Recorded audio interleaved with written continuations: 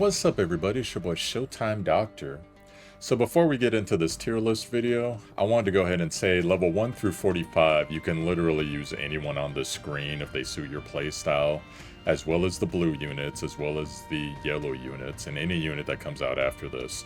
You can use them freely in story mode, so Fool's Journey. You can also use them in Spiral of Destinies.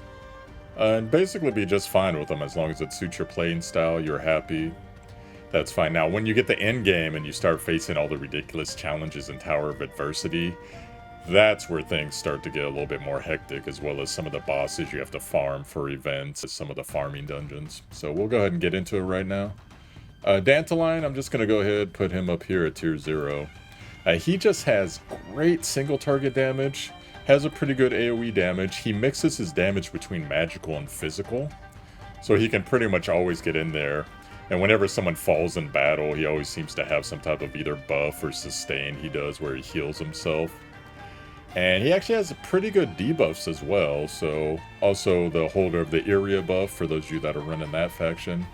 Great unit. There's an argument to be made with him at late game. Maybe he slips down to tier 5. PvP, PvE, you want to take him over to Spiral, he's tier 0, my opinion. Inanna is an instant tier 0. The thing with Inanna is, she's technically top tier healer, so you can have items that give you buffs whenever you cast a support skill. So those buffs will bing bing, just get on units real quick. She also has a creep that she can put up. It'll go ahead and attract the attention of enemies. You can bait them out. They'll burn skills on it. And then also the thing that really makes her is that she can grant an extra turn. And a lot of these characters, in fact, the next one coming up actually has a huge use for it, but just in general, an amazing character. Now we're going to get into Nungal. Nungal is an interesting question because until later on when another unit comes out, she gets power crept, but until then, she's basically your #1 boss killer. She's going to be hitting bosses as hard as they can, so HP sponges, this is the unit you go for now. Normally, she's going to be right here at about tier 1.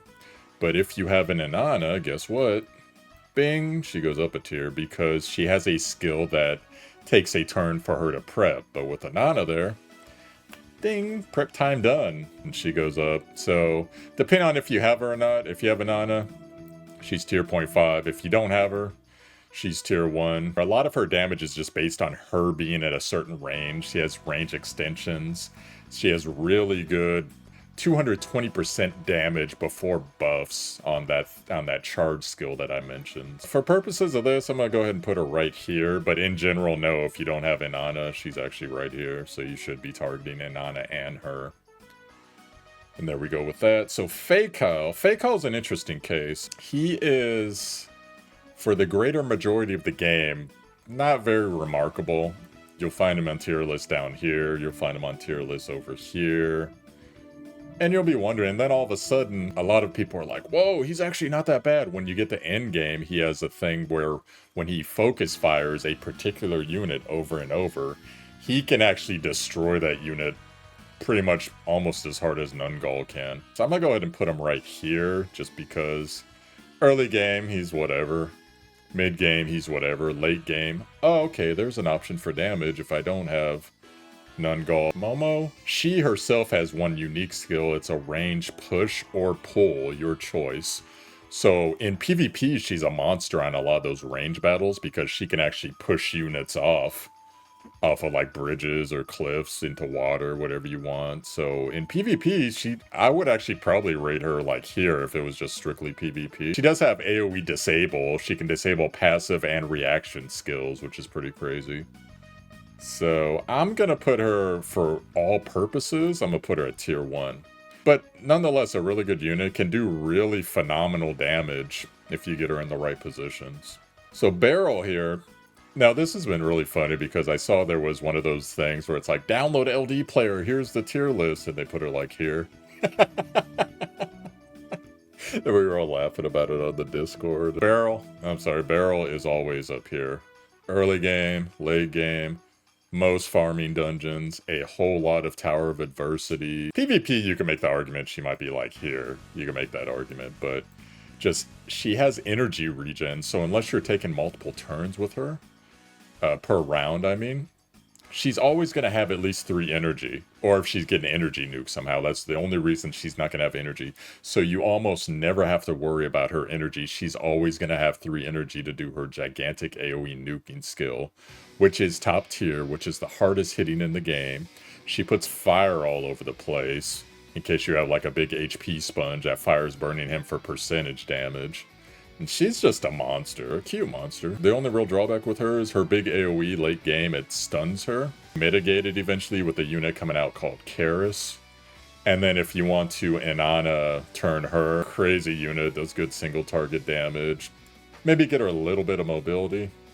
You'll be fine with her. Gloria, the undisputed queen. She is top tier buffer in the game. When you start out with her, her immediate buff that she gives you: attack, defense, and movement first couple rounds of combat, so you get 2 extra movement squares for everybody that's within her range. Just phenomenal units. She can also throw her flag down, buff a certain area, so you could take someone like a Nungal, put them near that area, and damage stacking on top of everything they're doing while she's getting charged and Inanna rushed. And during that time, she can actually, while her flag's down, she can go and she can start doing like little cleave damage. Has a push, she can knock people off cliffs, so she's a phenomenal unit. Now Cole, I've seen some people put Cole here, I've seen some people put Cole here, so there's a difference with Cole. PvE farming, especially early game, Cole is an absolute monster that can take up to 5 turns in 1 round, and the way that Cole would take 5 turns in 1 round, there is a tactic that you use. As long as you attack, she's getting another round. Sometimes there's tarot cards on the map, so you can hit one of your instant skills. If she takes out enemies from the back or from the side, she also gets an extra turn. So you ramp all that up, and if Inanna happens to be within her range, yeah, that could potentially be 5 turns. Now, most likely 3 turns if you're getting kills and you run the tactic, 3 turns. But the potential is there, so if you need someone to farm real quick, clear stuff for you, get your account rolling really, really fast, Cole's going to be the one for you. I'm going to put Cole up right here. Now, in-game, Cole has an issue because a lot of in-game, there's lots of HP sponges. Cole's not going to be as effective just simply because those mobs she can't one-shot, so she can't get all her extra turns. So, in general, in-game, Cole's going to be right around here. 1 through 45, Cole's up here, so I'm going to go ahead and put Cole up here as far as units you want to acquire early game and who's going to be effective for you early game. She's going to be right there. So Xavier is a funny case. He can actually own really hard in PvP if you know what you're doing with him. You get him some speed. He's one of those units that when you hit somebody, he has a bunch of like 1-tile AoE that he can do, and it can actually significantly destroy you if you're not being careful in PvP, but that has to be certain PvP maps where you're allowed to start really close to your opponent. Otherwise, he's really not that good for most things. Lulu has jump. I forgot to mention Cole has jump too. Jump is something to where you can go 3 times your normal jump distance. So they can be on top of a roof, and they can jump all the way down. I've actually used Cole to kite a really strong enemy while he was set on fire and slowly burning to death. Mobility units are very powerful in this game, and Lily's one of the units that has that. She also has a very hard-hitting single target DPS. She has a particular debuff that's special to her and Nona will called Infection that you can stack up to 9 times, does a good amount of damage if you can get it there. Decent boss killer. She can put up physical defense down, which is always a plus, of course. So Lily, I'm going to go ahead and say she's right here just because of her mobility. She can jump across little gaps and cliffs and stuff.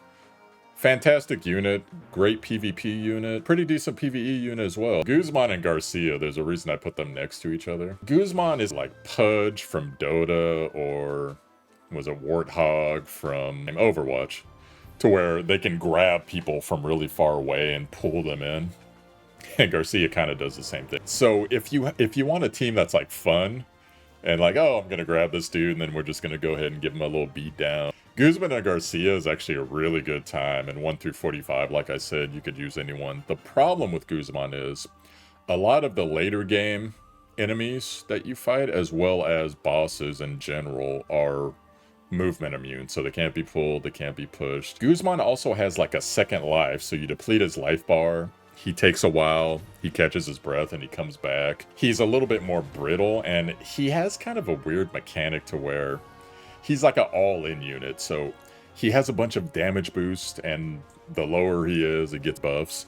But the problem is, if he's not killing things, if he's not actively himself killing things, he starts debuffing himself, like he'll do damage to himself. Because I know a couple people that like to play units like that, high risk, high reward. If that's your thing, you could have a Riot, but in general, he's just not a good unit overall. Garcia, like I said, she's kind of cool. She has a follow-up attack. She can also put defense down, up. She can pull. She has 2 different pulls. The problem with Garcia is she has a self buff. When you get 3 stacks of the self buff, it goes to either 6 or 9 times, depending on who you believe on the websites I've seen. 4% defense, 4% attack, but it can be dispelled according to most sources. So if it can be dispelled, then what's the point? Because in game, there's a lot of units that are dispelling things. Early game, perfectly fine. I'm gonna go ahead and put her here at tier 1.5, because in PvP she has some really good uses.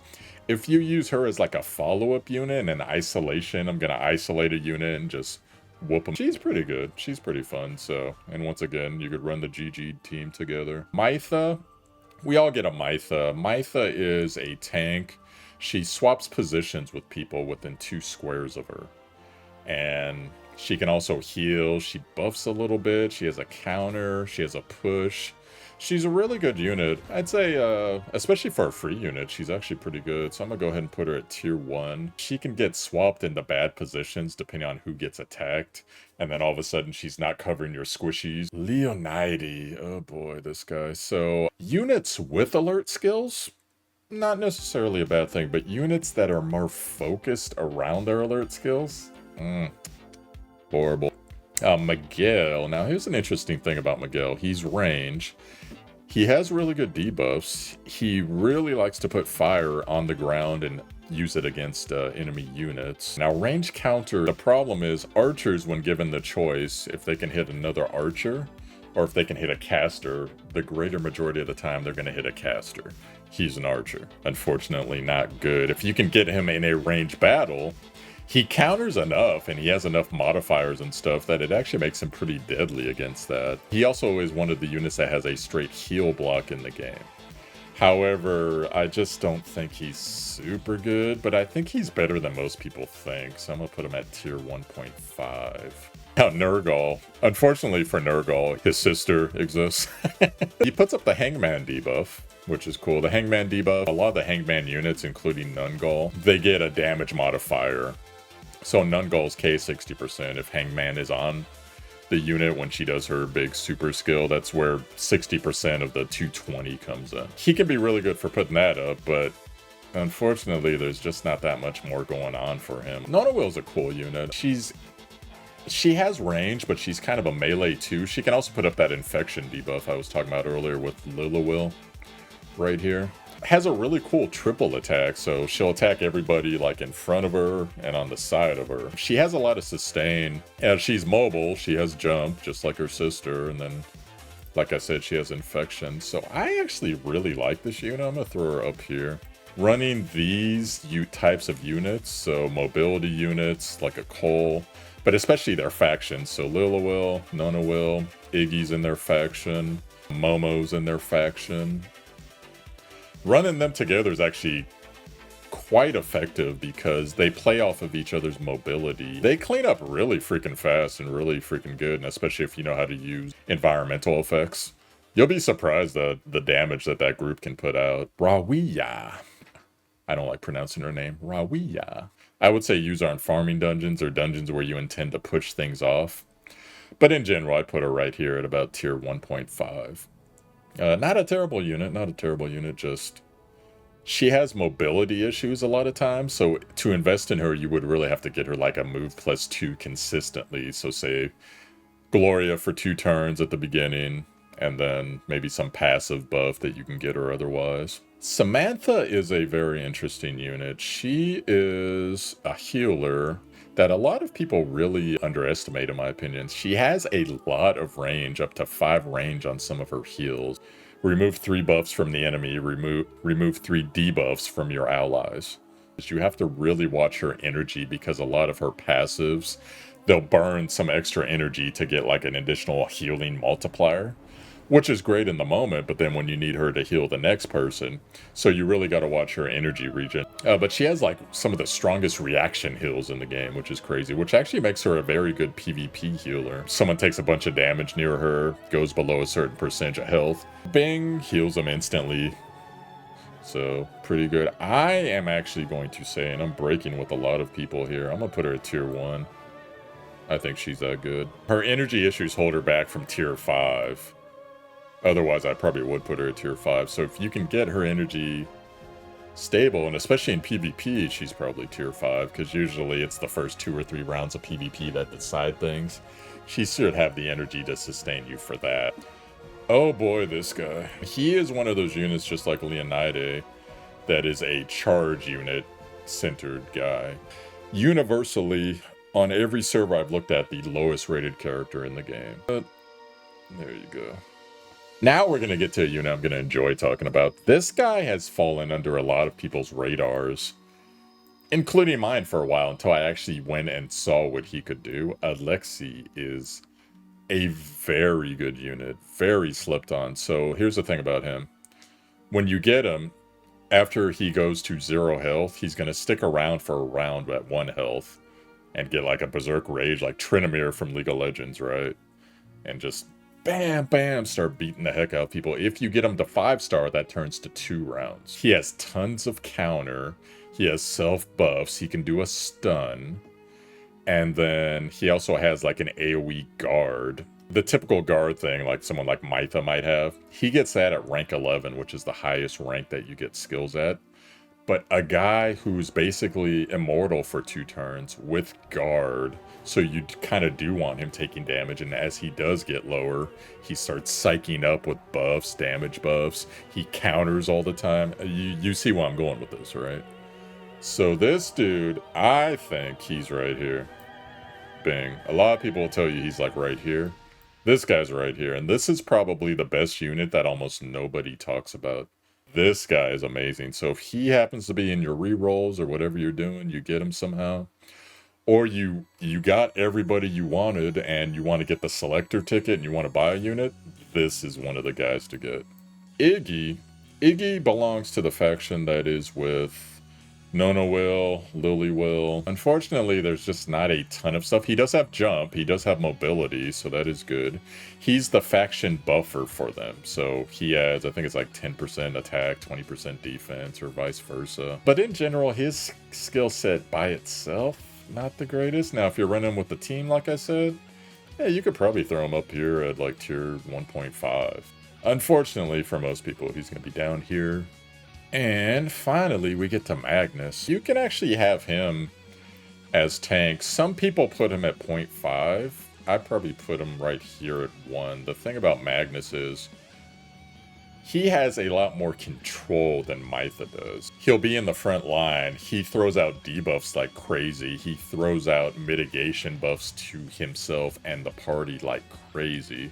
Most people probably would like him as a better tank than Mytha, but you get a Mytha for free, and Mytha's like the plucky heroine type. Magnus he doesn't have a heal for one thing like she has. He doesn't have a push like she has. So depending on your playstyle, maybe you like Magnus more as your mitigation shield versus Mytha. It's up to you. I tend to be more aggressive.